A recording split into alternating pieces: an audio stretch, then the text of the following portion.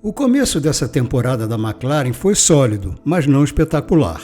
O que é um desapontamento, já que no fim do ano passado ela foi a principal adversária da Red Bull e esperava-se que continuasse sendo. Com 18 pontos marcados e em terceiro no campeonato de construtores, está longe de ser um mau começo.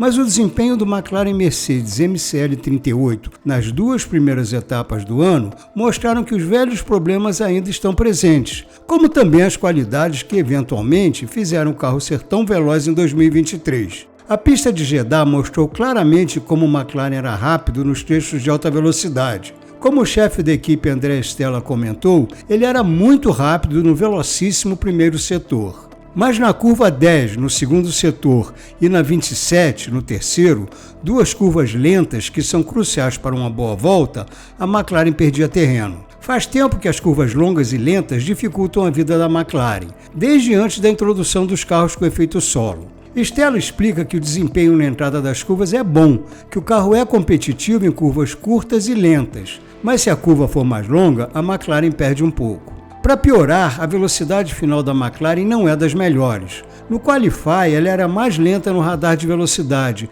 200 metros antes da última curva, 11,1 km por hora mais lenta que a Haas. Mesmo que a gente desconsidere a Haas, que era muito mais veloz do que as outras, a McLaren perde quase 6 km para a Red Bull. Essa diferença se deve especificamente à ineficiência de seu DRS, já que ela perde menos para as adversárias quando o DRS está fechado. Além disso, esse carro da McLaren também é difícil de dirigir, como foram todos os outros por muitos anos. Lando Norris disse que uma volta rápida nele é como andar no fio da navalha. E apesar dos progressos que a McLaren fez no novo carro, ele ainda não é como Norris gosta. A boa notícia é que a McLaren está preparando upgrades para corrigir esses problemas em um futuro não muito distante. A má notícia é que Stella admite que deve demorar pelo menos um ano para resolver esses problemas de equilíbrio.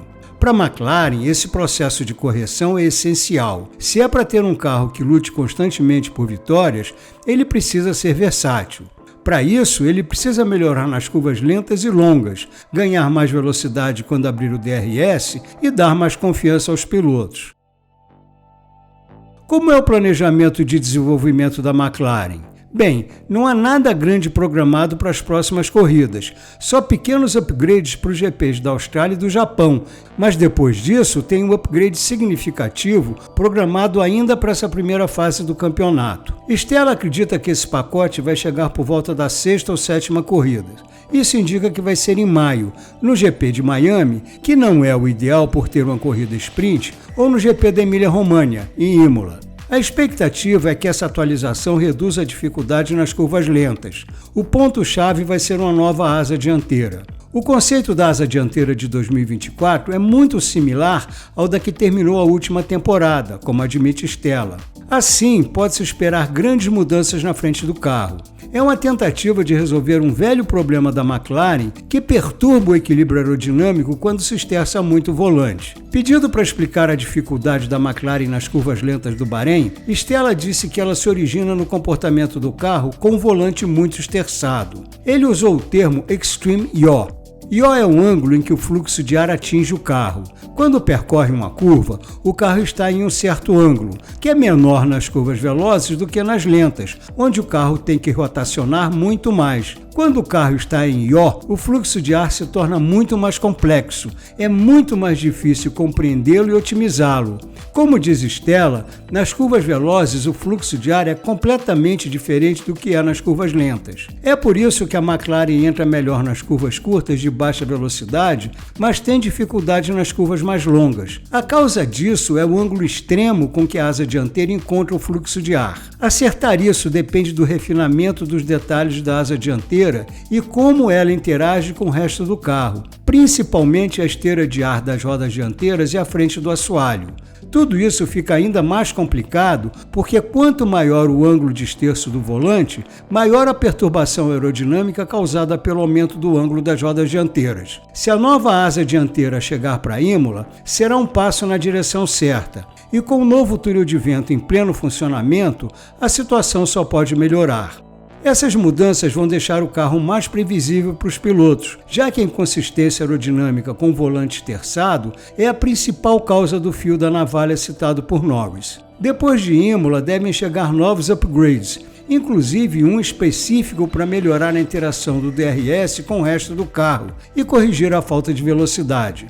Mas eliminar inteiramente os pontos fracos do carro vai exigir mais tempo. Quando fala em longo prazo, Stella está se referindo à duração mínima de 1 ano.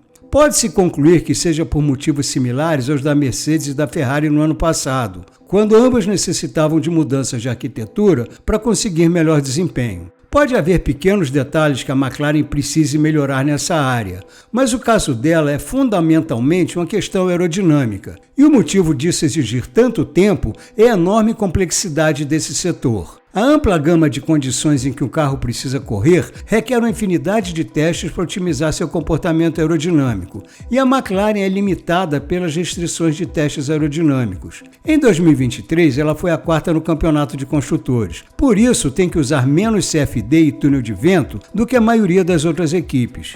Isso obriga a que se trabalhe em um desafio complexo com recursos limitados, e é por isso que leva tanto tempo. As equipes maiores enfrentaram esses obstáculos muito antes da McLaren, que continua a correr atrás de dificuldades técnicas que as grandes resolveram na década passada. Isso vai ser particularmente importante em 2026. A McLaren espera voltar a vencer antes disso, mas a verdade é que sua chance de lutar por títulos vai depender dessa grande mudança das regras. É por isso que Stella considera crucial para a McLaren provar que entende e pode corrigir esses problemas. Se a McLaren conseguir eliminar esses pontos fracos sem perder suas qualidades, a longo prazo ela terá condições de criar um carro vencedor.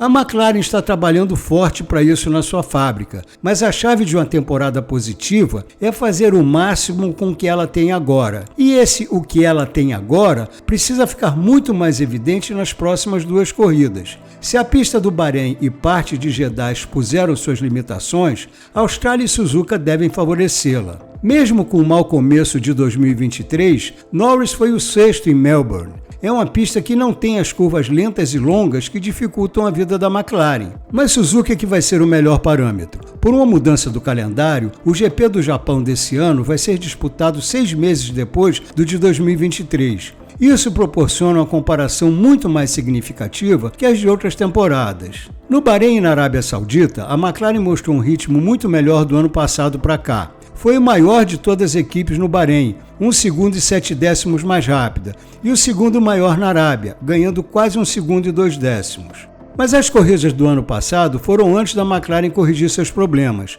Quando a Fórmula 1 chegou ao Japão, a McLaren já tinha melhorado, principalmente em pistas velozes, e acabou sendo o principal oponente da Red Bull, com Norris chegando em segundo e Piastri em terceiro. Se a McLaren pretende ser a principal opositora da Red Bull em algumas corridas nesse ano, o Japão é uma ótima oportunidade. A sua melhor comparação vai ser com a Ferrari, a 2ª melhor equipe nas 2 corridas desse ano. A McLaren ainda está progredindo, mas com o enorme passo dado pela Red Bull, que já em janeiro Stella avisou que podia acontecer, vai demorar ainda mais para a McLaren atingir esse estágio. Enquanto não chega lá, e mesmo que a Red Bull e a Ferrari estejam fora de alcance, a McLaren tem carro para lutar pelo 3º lugar. E mesmo que Stella estabeleça o prazo mínimo de 1 ano para ter um carro bom em todas as pistas, ou quase todas, está claro que a McLaren ainda tem um longo caminho até voltar a ser uma das grandes forças da Fórmula 1.